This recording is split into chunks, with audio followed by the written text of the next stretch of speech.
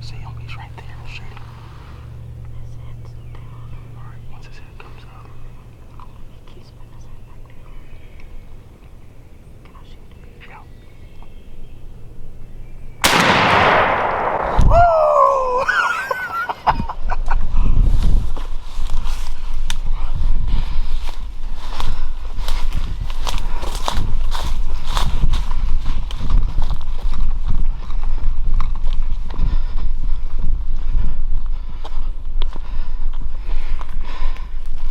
There she is.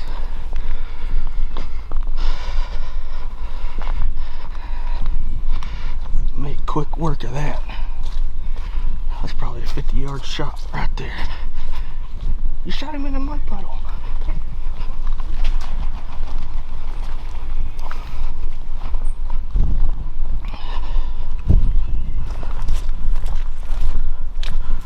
Boy, look at the cutters on that dude. Look at the rope. I know it's in the mud,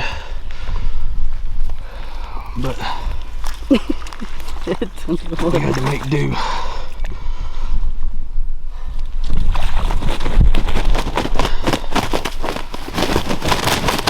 Can't stop the clock. Jen, how you feeling? Feeling pretty excited. I was kind of nervous. There wasn't a lot gobbling, but we got in there and they started gobbling. Sat down. It was kind of thick. I was worried I wasn't going to get it, but I did. Fell in a mud puddle. Yeah, pretty wet. It stopped and she put it on him and she dropped him right in the tracks. Unfortunately, it was right in the middle of a mud puddle. Thinking this is probably her biggest bird. He's got a pretty good rope on him. You can see there. Hold one of them spurs up. I'm guessing that's a good solid inch and an eighth maybe. Got some pretty good cutters there. But yeah,